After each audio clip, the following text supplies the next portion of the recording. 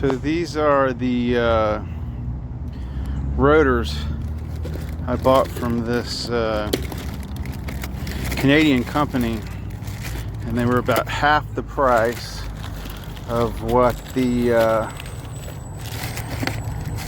OEM AC Delco were, and supposedly they're reverse engineered to the exact same design and specifications with the same exact material. So I figured it was a no-brainer in terms of quality and fit. And so anyway, this is what they look like.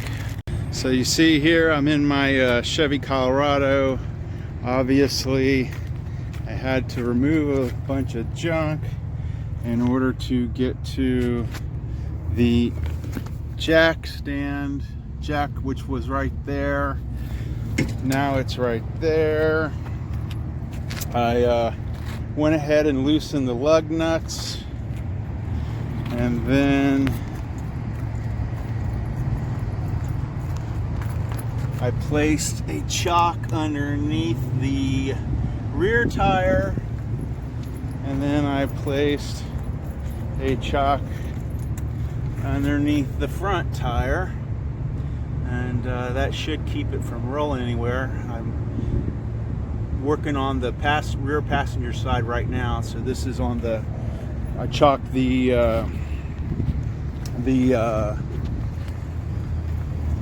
driver's side.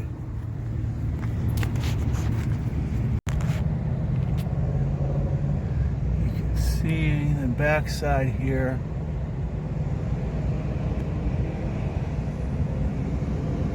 Okay, there it is. This is the one on the top side. You can see the caliper right there, and there's the top one. And then if you can see down here where my finger is, there's the other one. So those are the two bolts that need to be removed using an 18mm socket or wrench, whatever. But those are the two, there and there. Okay, so I took those screws out that I showed you, and now I just took, being careful not to crimp this hose. That's the hydraulic hose. That's very important not to mess up. But I've just got it sitting up on top of the axle, and these are the old pads, and they just fall right out. There's really nothing holding them in there except for you know, pressure fit, but there's not much to that.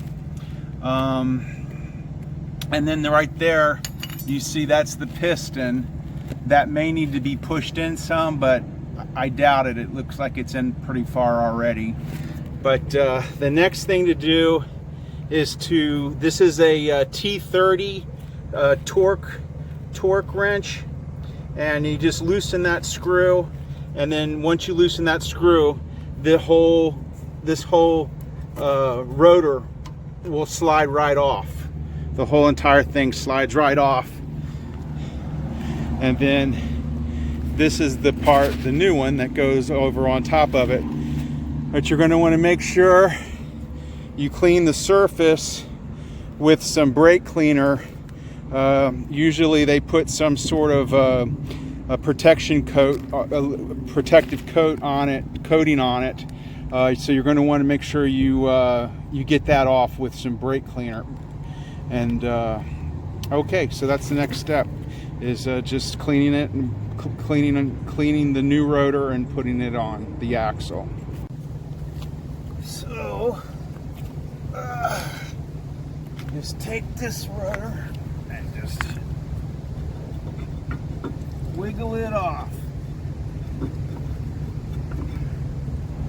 and it comes off just like that. So that's the old one.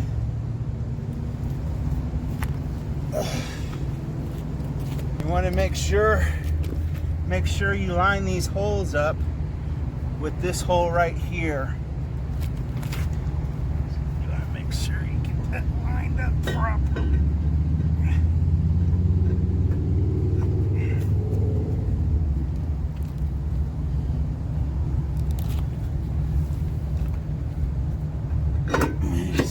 right on like that.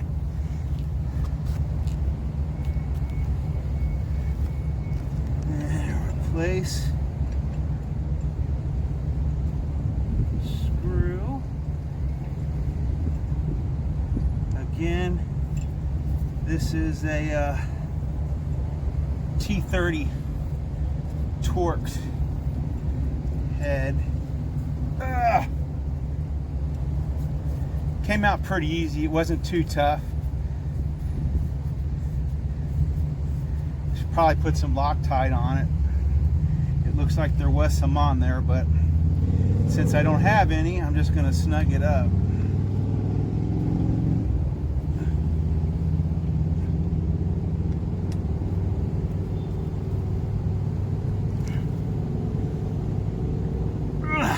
Once you have the lug nuts on there, the lug nuts are going to hold that in place. It's not going to go anywhere. A lot of cars don't even have anything like the torque nut here to hold it in place. It's just the lug nuts of the car that do it. That should be tight enough. That's not real tight. But I cleaned the surface with brake cleaner. Probably do it one more time before I actually put it on. So these are the new pads. And I can tell you right now, it looks like the hardest part is going to be trying to figure out how this hardware goes on it. It's 2 sets. Figure out.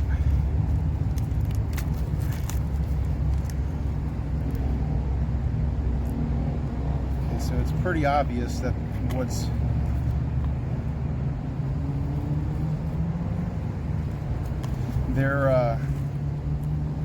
they're symmetrical, so it doesn't make any difference which side goes on which side.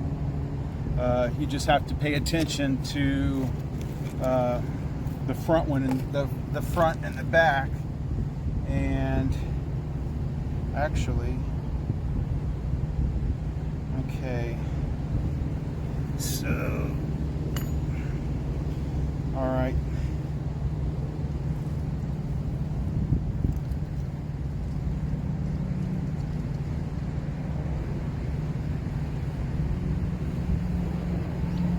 That's the one that goes there. But I need to put this clip on it for the sensor when it goes bad again. So as you see here, this is the old one. There's what they look like. So this will just go on here like this and just clip on. Voila, just like that. And then this comes with new clips that go in here. But you know, I think I may not change them. Go ahead and open these up and see.